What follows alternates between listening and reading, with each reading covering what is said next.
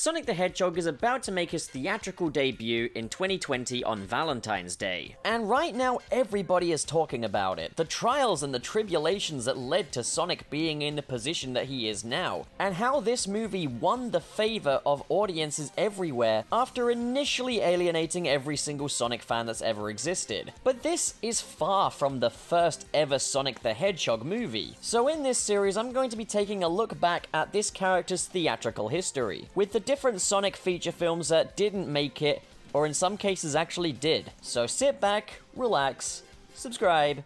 We're gonna be looking at Sonic movies.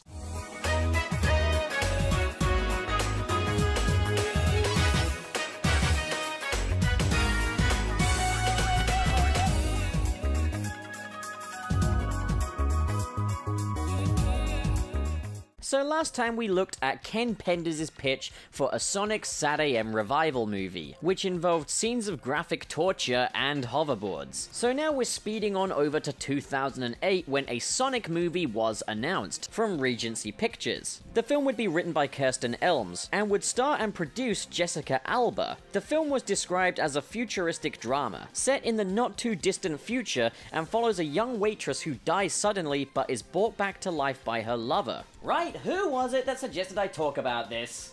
This is not a Sonic the Hedgehog movie. Christ, okay, so what's next? Well, I think Jessica Alba's totally not Sonic movie never got made. So, sucks for you guys then. Alright, let's fast forward to 2014 then. 2014 was a year of big developments for Sonic the Hedgehog, with a brand new branch of the franchise announced called Sonic Boom, which was a more character-centric, adventure-based side to the Sonic universe, complete with new character designs, but that was not all. This universe would branch off not only in games but also into television shows, and now it's gone. But announced with this was a Sonic the Hedgehog movie, as the rights to Sonic the Hedgehog for film were sold over to Sony Pictures.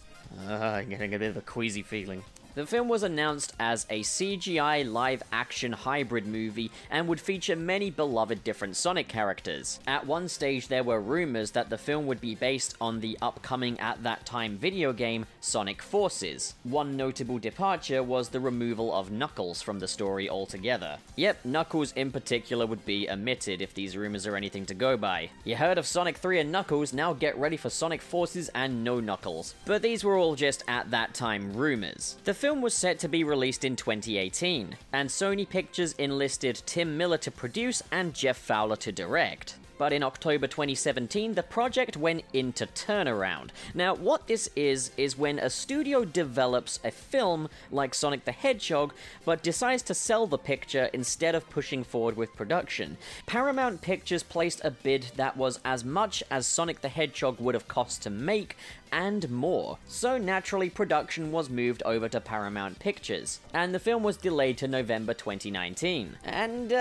you pretty much know the rest. The studio were pushing for a very realistic take on Sonic the Hedgehog himself. Tim Miller and Jeff Fowler were strong-armed into doing so, but then backlash for the design was pretty heavy when the first trailer dropped, and then the film was delayed to 2020. After the studio admitted defeat, and Jeff Fowler happily announced that Sonic would be getting a much-needed redesign with the help of Tyson Hesse. So that is Sonic's comprehensive theatrical feature film history. I guess now it's time for me to touch on the Sonic the Hedgehog OVA movie. Okay, so the reason I omitted this before is because it's not really a feature film, but we're done with that and this video is awfully short, so, you know, let's not turn down an opportunity to talk about Sonic some more. So in the late 90s, it was pretty standard fare for video games to have OVA counterparts, which are original video animation counterparts. Just a little something to tie in, just to give you a little extra taste of your favorite video game. Get to know a little more about these characters, as video game cutscenes weren't really a thing back then. Did you know that there's one for Animal Crossing?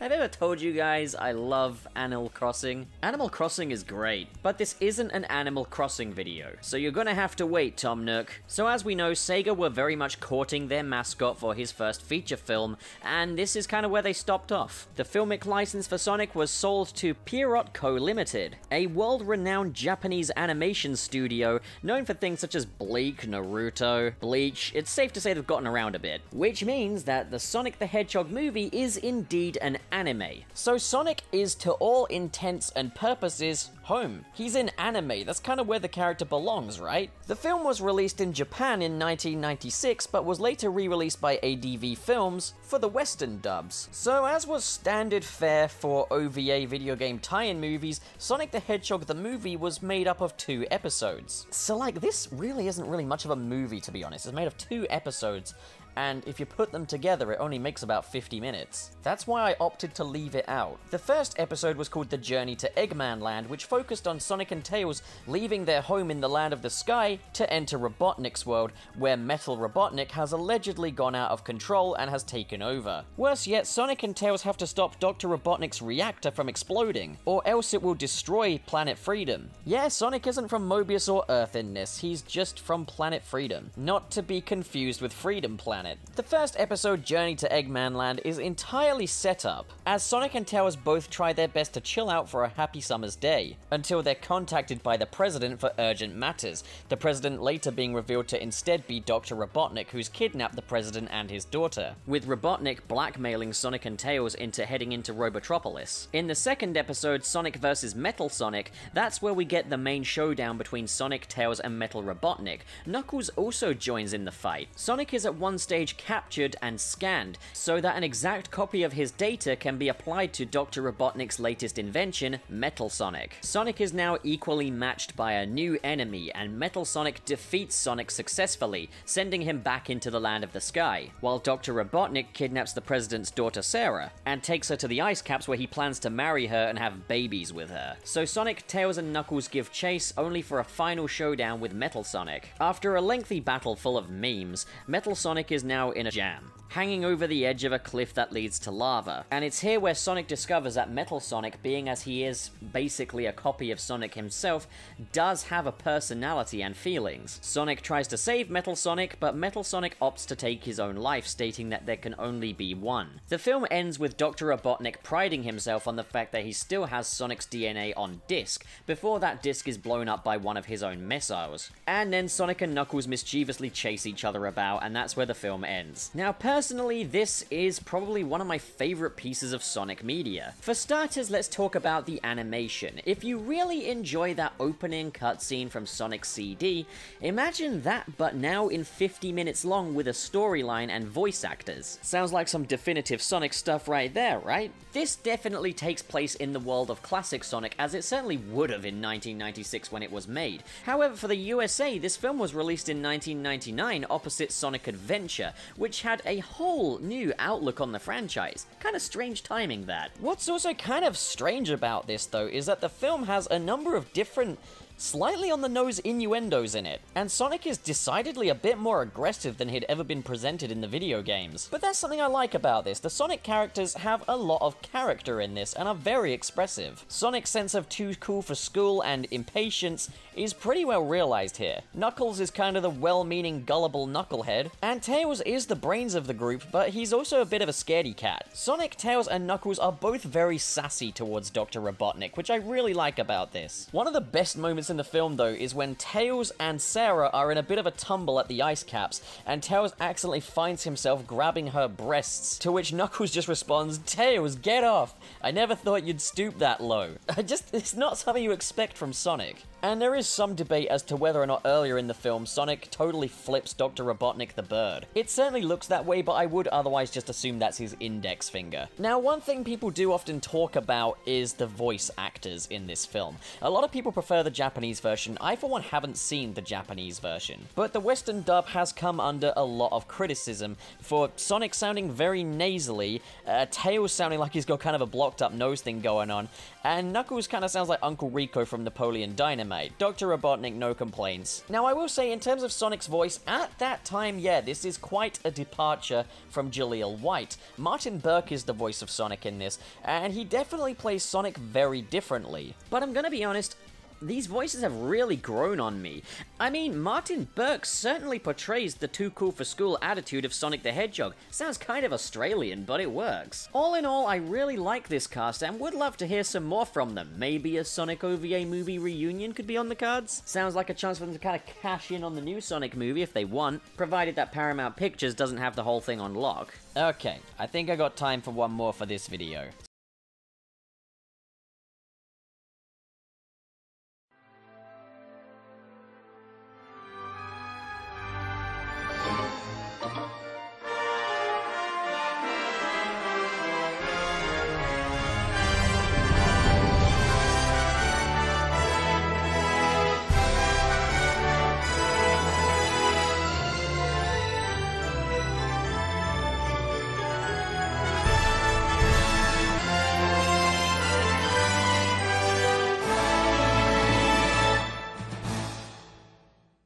So, we're back into unreleased Sonic the Hedgehog feature films, but this one is a fan film, and let this be a cautionary tale to internet filmmaking. This is the Sonic the Hedgehog animated fan film by Richard Cooter. The film was launched by an Indiegogo campaign, by a die-hard fan of the Sonic SatAM TV series. Yep, it's another one of these. This film began production in 2009, with the Indiegogo goal being at over $10,000. Now, They didn't raise that before anyone gets excited. But they were still puttering away at this film, but there is a lot that kind of ate away at the production. So for starters, $300 of the Indiegogo money was spent on an animation studio. This studio promised Don Bluth standard animation for this film. And excited to show off their progress, a clip was released of some finished animation for the film. And here it is for your viewing pleasure.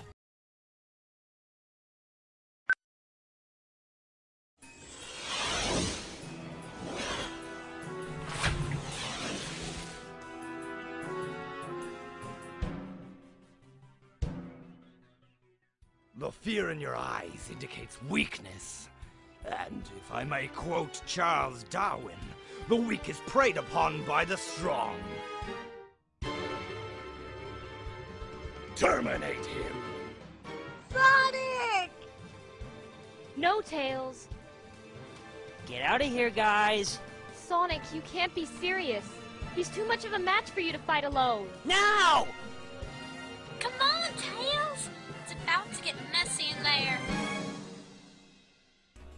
Right, so here's what I'm going to start off by saying. Obviously, I could not do any better than this. This is the kind of thing I would expect from a Sonic fan film made fully animated. It just kind of looks like a Flash animation, and that's fine. What isn't fine is promising Don Bluth quality animation and using an Indiegogo campaign to fund this. Now, while animation is certainly one thing, there were a lot of other problems with this. This was allegedly a finished clip, but some of these voices sound like they were recorded over a phone. And worse yet, what is this dialogue? What is this? How was this written in the script? Sonic and Metal Sonic have a stare-off while we get really dramatic about it. It isn't good. It just isn't good on any level. Now, it may sound like I'm ripping on just a fan film here, but did you know that this film was pitched to Sega? The reason it went ahead as a fan film is because Sega rejected it, and the reason is probably because of how dark this screenplay became. So the story here began on modern-day Earth, where Dr. Ovi Kintobor held this press conference explaining how the world would end soon, and that the only hope was the Chaos Emeralds. And Dr. Ovi Kintobor kind of pitches this idea for a robot called Grounder to go and find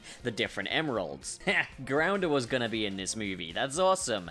But this was obviously a much more serious thing. Now, during testing, the Chaos Emeralds accidentally power up a rat, which turns into like a monster rat and impales Dr. Kintobor's assistant, Nate Morgan. And this chain reaction causes the extinction of all of humanity. Dr. Kintobor flees off into space, goes insane, and returns centuries later to find that planet Earth is still there, but instead there are now talking animals. And he just gets back and he's not impressed by what he sees at all. Like, okay, the Sonic SatAM cartoon cartoon, it did get dark at times. It prided itself on being dark, but it never got this needlessly dark. Hey kids, you wanna go see the Sonic the Hedgehog movie? Yeah, I can't wait, it's only got human extinction in it. Be thrilled. So the fact that Dr. Robotnik is alive is seen as kind of a mistake. And the whole main thing here is we cannot let Dr. Robotnik get the Chaos Emeralds again. Fortunately, there is only one person that can actually use the Chaos Emeralds to any kind of advantage, and that is, yep, it's Sonic the Hedgehog. I mean, come on, it was destiny all along, right? And so the moral of the story is Dr. Robotnik must die to make way for a new world order. The whole story revolves around the evil of humanity and that this species needs to be purged from the planet in its entirety. What a great moral message! Lovely, thank you for that. In the original Sat AM cartoon, Robotnik and Snively were the only humans we ever saw in that version of the show, but it was implied that they were explorers from the past that accidentally traveled to the future,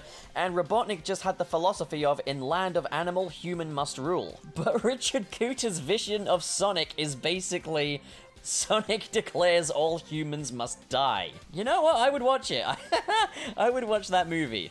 Maybe this Sonic is the one that gets sent into our world in the 2020 film and he's like, right, here I am, humans must die. Okay, I would love that. For all the wrong reasons, I would love that. Worse yet, also in the brief clips that were released of this film, I forgot to mention, the voice actors were not credited. There's also some rather awkward audio of Sonic's voice actor just, I guess, recording grunts. But then all credibility kind of really went out the window when poor old Richard Cooter had a bit of a meltdown on the internet. Sonic the Hedgehog 4 was announced in 2010, and Sonic was sporting his modern design. And, Richard Cooter, aka a knothole resident, had a bit of a problem with that. You ready for this, buddy? We waited over, what, 16, 17 years for this? It's your long-awaited comeback, yay!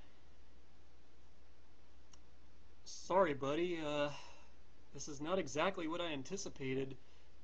Here, why don't you sit over here? Let the adults speak. I'm not sure if you caved in to the little kiddies again, because all I'm seeing here is a rehashed Sonic Rush game ported to the consoles. The same ugly, stretched-out, green-eyed Sonic fighting the modern-style Eggman. This is a complete turn-off. It's incredibly misleading. This is a complete turn-off! Now, the whole reason this is so ironic to me is that his fan film was a Sat AM continuation or origin. It was in that universe, and yet he used Sonic's modern green-eyed design there. Oh, buddy, you are paradoxical, my friend. Oh god. Oh god, okay, enough. Right, forget it. What do you guys think? Comment below and discuss, and as always, if you enjoyed this video and you want to see more like it, don't forget to hit subscribe, hit the like button, and in the description below are links to my Patreon and my Discord. We are going to talk about something a little bit more rational next time. We're going to talk about Blue Core Studios' Sonic the Hedgehog spec film. Because I need a break from this nonsense. Forget it, I'm out of here. This video is brought to you by Zentai for all your cosplay needs. Link is in the description below and they are very cool and good. Cosplay your favorite characters or send in one of your own designs. Affordable prices and very high quality. Made to order and made to measure. But most of all, made to be heckin' awesome. If you couldn't already tell. Guys, can you believe where we are now and where we started? How long ago it was that Channel Pup, or Channel Go even, came about. Because it really wasn't that long when you think about it. Can you believe the amount of support I've received from this community, from all of you subscribing to the channel and everything? It's unreal. It's a dream come true for me. But behind the YouTubers you watch usually comes a bit of a truth, is that they're often dirt poor. Now, I've had the good fortune of being able to grow this YouTube channel, and hopefully turn it into a career, but I'm gonna need a little bit of help along the way, to even the odds, to make ends meet, so that I can use all of the possible time that I have to make videos for you guys as opposed to doing something mundane for barely enough money to make it worth its while. I've done all that. I've lived that life. The fact is, together we all built Channel Pup. We made it what it is today, and I want to keep the ball rolling on that. I don't ever want to stop doing this, because this is the most gratifying job I've ever had, and I think the most pleasurable hobby anyone could ever have. I don't take any of the support that I receive from you guys for granted, but if in any way you're wondering if maybe you could do a little more for the channel even, then I want to direct you to the Patreon link in the description below. It would mean the world to me to have your support via Patreon. It can help me to make ends meet, it can help me to better my content, it can help me to have more time to really work on this stuff. But you know what, I'm not just going to take your support and run. No way, Jose. In the Patreon, you can access exclusive videos via the Pups Project Room playlist, where you can see different projects that I've been working on or have worked on that have either not made it to YouTube for general viewing or have been cancelled, or, well, you can get a little view of the process that goes behind the Channel Pup videos and productions. As well as that, you tend to get advanced previews of the bigger Channel Pup projects, our tentpole event projects. If you've seen Marvelous Tales of Spider-Man, you'll be aware that that was released on the Patreon first, and 20 days later approximately was released for general viewing on YouTube. That's not the only time I'm gonna do this. But you know what? If you can't do the Patreon, or are just not interested in doing the Patreon, I fully understand. Like, it's still a big ask in my opinion. And what counts most is your support. So, as always, thank you so much, guys. I've been Channel Pup, and I will think of a better catchphrase next time. Now please leave!